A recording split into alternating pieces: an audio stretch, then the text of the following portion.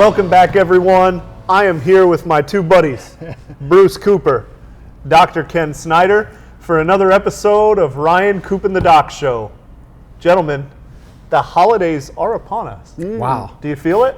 I can feel it. Man, you know, one of my favorite things. You know where I feel it the most? What? Backside. Oh, I didn't know if that was the wallet or the weight. Yeah. Either or. Okay, all right. So that must mean you're eating good. I eat pretty good. Are you an equal opportunity eater, or are you in the kitchen making it? Oh, please.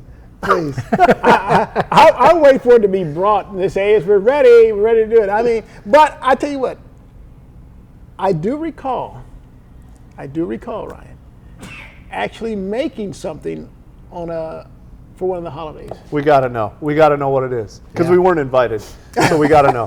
Well, you know, I was told that I had to make something in the kitchen. Okay. And I don't really cook. I mean, I have two left thumbs when it comes to cooking. So I said, okay, I'll find something really easy. And I figured I'd make a banana pudding. So I had a friend give me a recipe for a banana pudding. And boy, if I would have known that it was that detailed, I never would have accepted to do it. How many bananas do you use? Well, I got a bunch of bananas. Okay. It's just whatever they came in a little bunch. I don't know how many, probably maybe 8 of them. So I sliced those up, and I got the vanilla wafers, and I just lined them all up. I put a sliced banana on top of each cookie, and stacked it like that. Yeah. But here, that wasn't too bad. That's not pudding. The hard part was, making the pudding. Okay. Because first of all, it called for a double boiler. I've never used a double boiler a day in my life. And so I learned you had to put water in it and put another pan over it and you boil it. Now, it didn't make any sense to me, but I did it. But you know something? You had to stir. Dude, I'm telling you, I was so worn out. It took me 3 hours to make that banana pudding. Wow. I was freaking worn out. How long did it take you to eat it? Oh, jeez. I was so freaking worn out. But was it good? Well, they said it was. All right. They said it was. But see, I was so worn out, I don't even want to do banana pudding. But I'm telling you, it took me 3 hours, and I was worn out. You know why? It's because you were only using one hand in the kitchen for those 3 hours. Well, look, who knew that it took talent to crack it? Because you had to crack the egg, and then, I don't know, it was ridiculous. Doc, do you have a go-to holiday kitchen? Yeah, actually, I do. My wife and I, and she comes from an Italian family. Okay. So one of our holidays. I know where this is going. Yeah, lasagna. And she has this family passed down recipe generation to generation. And, we cut the noodles and make the noodles, and we put on the layers of spinach and layers of pepperoni and the sauce, and just keep building it up. And so that's our go-to, and I kind of love making it together. We put on some Christmas tunes and get it all set up and bake it, and away we go. Love it. So my mom's family, Mexican, and so that's where I do a lot of my cooking in Mexican food, and so I go for kind of like a winter-themed enchilada, little butternut squash and chorizo enchilada. And it sounds kind of crazy together, but it's good. You make your own mole. I go after it. You know, Ryan, I learned how to roll a tortilla here at St. Vincent de Paul. I was in the kitchen. Yeah, I did. Because, look, it takes talent to do that. And I didn't know how to do it, but I know now that whatever you put here, you move this over 3/4 of the way, and then you roll it that way. You know what I think this is leading to? I think we need to do a Ryan Coop and the Doc potluck. And there's it's funny that we're talking about this in our food warehouse here at St. Vincent de Paul, because this is the place where families are going to get some of their food for their holidays. And it's a really special thing that our food warehouse team does here, because without them, a lot of our families probably aren't having a dignified Christmas that kind of we're all talking about here, right? And there's one reason over the last 25 years that families have continued to receive those meals, and it's our CEO.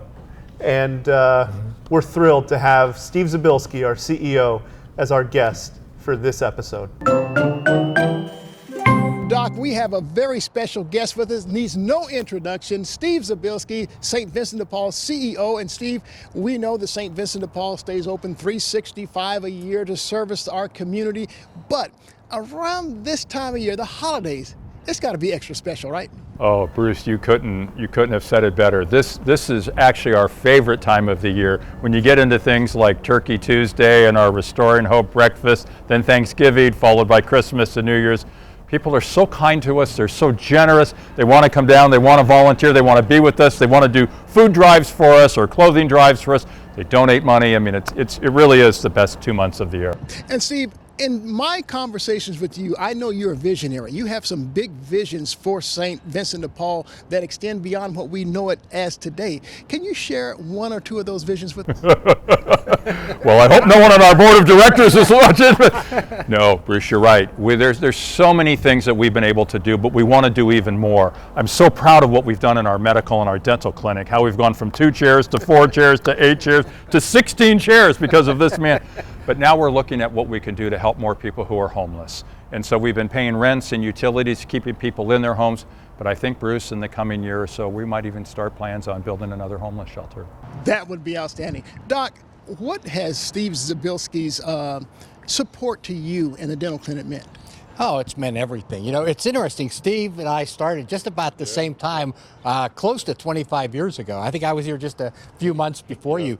But what this campus was then and what it is now, this is the largest St. Vincent de Paul, not in the country, but in the world. And it wasn't that way when Steve found it. And the changes that he's made, and you mentioned having a vision, and a lot of that vision has come true already. I mean, over these many years, you know, so his leadership, his vision, his support, without Steve, I think we'd still be at 4 chairs. I really do. Steve, when you look around this campus and see the growth that has taken place over the years, what makes you most proud? I think, Bruce, what it really comes down to is 2 things. First and foremost, that we're able to help more people in need, whether it's dental help or medical help or food boxes or just coming into our center across the street for showers, haircuts, our homeless shelter. But I think the second thing that's equally important, and people sometimes forget this or they don't realize this, is that it allows more people in the community to come in and be part of this. Our mission statement to serve those in need, but also to give others the opportunity to be of service, that allows so many people to really find that sense of meaning in their life, that sense of joy, that sense of purpose that we're all looking for. Well, Steve, I can't tell you what an honor it's been to serve with you all these many years and to see this place grow into the wonderful place it is today, where people can seek food, clothing, housing, and can be healed. So, Steve, what would be the most difficult part of your job?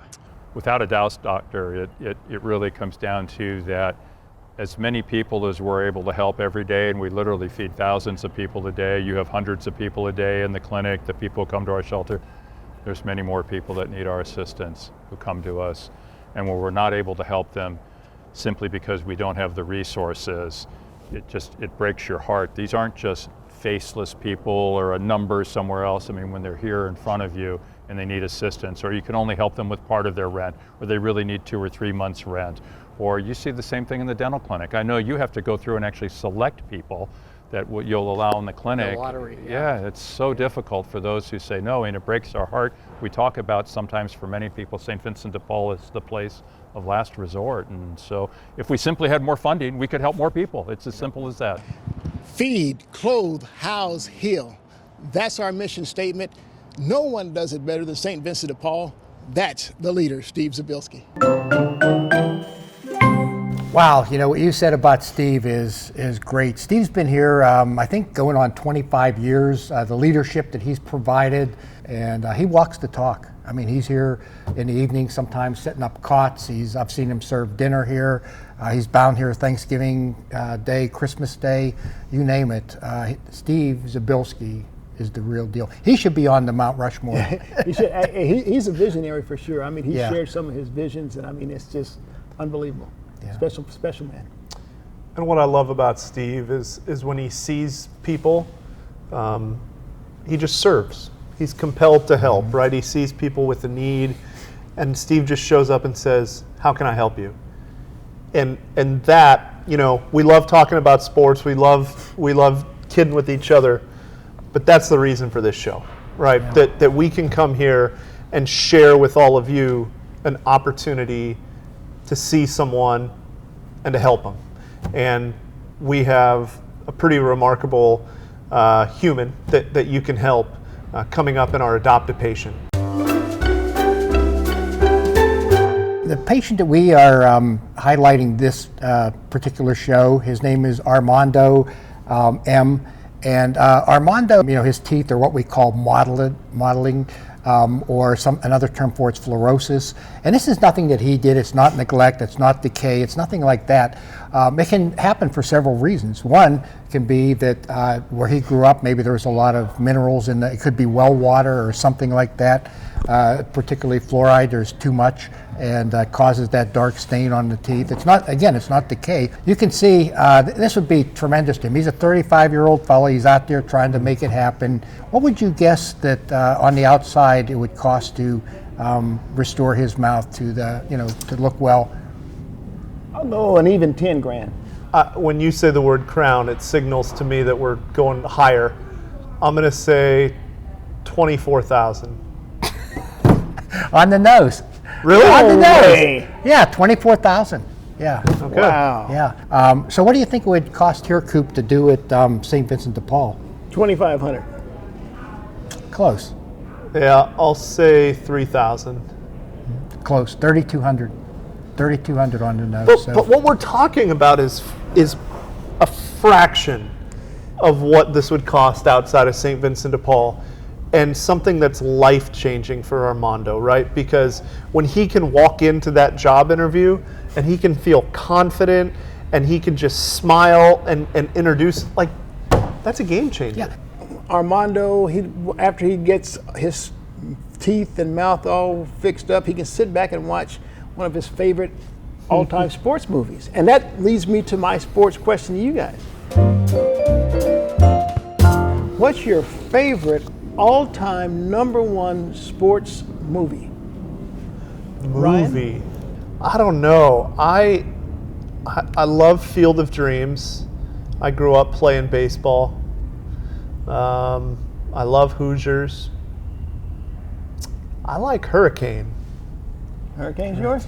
That yeah. Okay. That's in there for sure. I like Novocaine. Well, you know, and Hurricane really is a true story. I Yeah. know. Oh, I yeah. know. I know. Yeah, It's a great film. Great acting in there. Yeah. And it's something that I could not put myself in, right? So I really had to be a I got no clue about boxing. I know with a physical specimen like this, you'd probably think differently, but I got no clue about boxing. So I really got to be a spectator and learn, and I think that's probably why it's so far up there for me. Yeah. You know, I'll stick with the boxing. Rocky. My wife and I went to see some other movie. I don't even remember what it was. And Rocky was kind of an unknown entity. And whatever reason, we were a little bit late, and the next show came on was Rocky at the next theater, next door. And we went in and watched it, and wow, I mean, that Rocky 1 was, terrific. And then, of course, another real life situation, Rudy. That always is like a, very inspiring and so forth. And you just hit Rudy now. I lost mine. It's with Denzel Washington and that football team. Remember the Titans. Titans. Oh, yeah. Remember the Titans. That was mine. Great That's movie. a great one. Great movie, yeah. Yeah, I mean, there's so much that you can take out of those sports movies, overcoming challenges. We got an athlete to overcome another challenge today. Can you climb the mountain, Coop? Do you think you can get Ryan's riddles 2 weeks in a row? Hey, look, I did get the one last week. Yeah. I didn't even know I got it, but I got it. You got it. You gave it up on the show, gave the answer on the show, so we're going to give you a new one right here. Okay, Coop, here we go. Well, first of all, we have to let people know. I didn't even know it. I just guessed, and I was right. We got to let them know. What was your riddle last week that I nailed? I have 13 hearts, but no lungs or stomach. What Yeah. am I?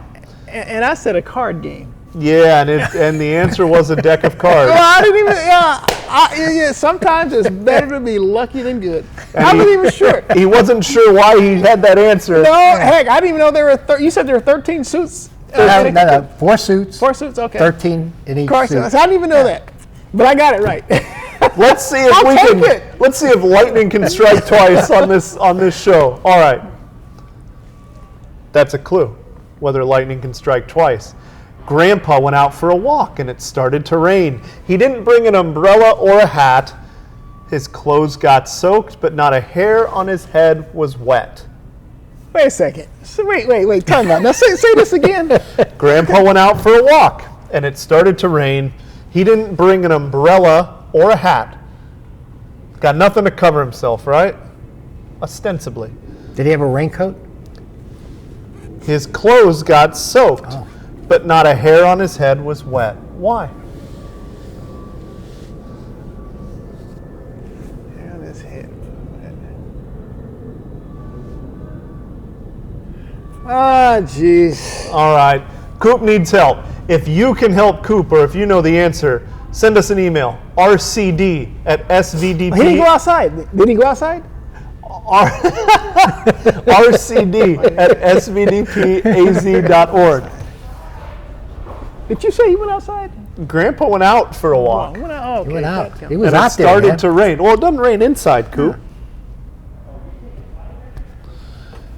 And his clothes got soaked, but not a hair on his head was wet. He did not bring an umbrella or a hat. Wow. Coop's deep. He's deep right now. I don't know if we're going to get him back for the end of the show. Is the key word grandpa?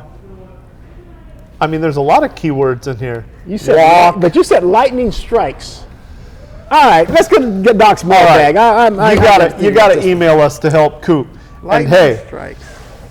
did you ever wonder what causes a cavity? Why some people get cavities and why I've never had one? Hey, You don't eat we're- candy. I eat a lot of candy. Okay. We're going to learn. Here comes Doc's mailbag. All righty, let's see what we have today. And I think you hit the nail on the head, so to speak. Okay, let's see what we got. Oh, this is a good one. Jared M. writes, Dear Doc, in science class, my teacher said that tooth enamel is the hardest substance in our bodies. If that's true, why did I have a big tooth decay in my molar? P.S. You'll be proud to know I got a shot and got it filled, and I didn't even flinch. Wow, that's amazing. Would you flinch, Coop, if you had to get a shot to get your tooth filled? Well, I get shots all the time in my gum to numb me up so they can do the work. Okay, I've probably had like 4 or 5 crowns. But you don't flinch? Well, I don't know that I flinch. I mean, I'm laying down and they're sticking. You can feel it when it goes in. And so it's like, Since I don't Ryan's flinch. never I had don't a flinch. No, cavity, I don't flinch. I should take you up and give you some Novocaine and see if you flinch. I don't flinch. Will it get How me a about day that? off work? Yeah, I can write that. I can write do that it. up. Let's do it. Anyway, the teacher's right. Enamel is the hardest substance in your body. We learned that last week. Yeah, we did. So you wonder, wow, how can a tooth then be destroyed? Like a 6-year-old can have a tooth that's like totally destroyed. Well, what happens is there's constantly bacteria in our mouth. And you can see that on the little video. And that video is actually just running floss between 2 teeth and putting it on a slide under the microscope, and you can see all the activity. Yeah. There's constantly sugar in our mouth. Whether you eat a lot of sugar, even your own saliva, your own spit has sugar. And so what happens is the sugar forms on your teeth, the bacteria form on the sugar, and it creates what we call plaque. And if it's left on there for more than 12 hours, the bacteria start to make acid. And it's this acid that actually eats your tooth away. And it's amazing. We see kids in the clinic every day that, their 6-year molar's not even totally erupted yet, and already there's a huge cavity. And so the key is, first of all, to brush and floss every day, and at least twice a day, because then you break up that plaque and it has to start all over again, and you won't get cavities. Of course, limit the sugar in your diet. But flossing is very important. So if you're not using floss, there's 40% of the tooth, and that's one of the areas that cavities most commonly form, there and in the little grooves on the top of your teeth. So get out the brush, get out the floss, put away some of the candy, and you should do just fine. And Ryan, we have a turkey challenge, is that right? Is that true? We have a turkey challenge, but I think you and I already voted. He's the biggest turkey here.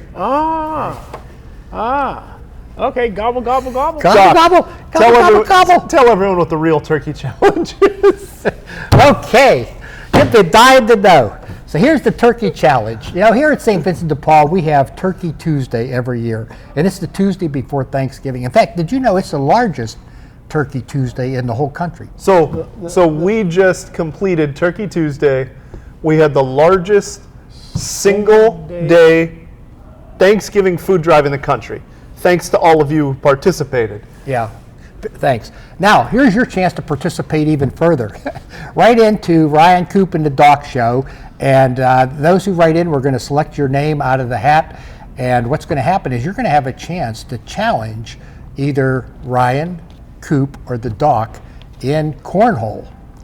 And the winner, in other words, if you win, one of us will buy 5 turkeys to add to Turkeys Tuesday's count, because we need turkeys all year round. Sure. I mean, for the people we serve. Yeah, Christmas is coming up. We got to get people great Christmas meals for their families. If you lose, we're asking you only buy 1 turkey. You can buy as many as you want, but so it's a 5-for-1 deal.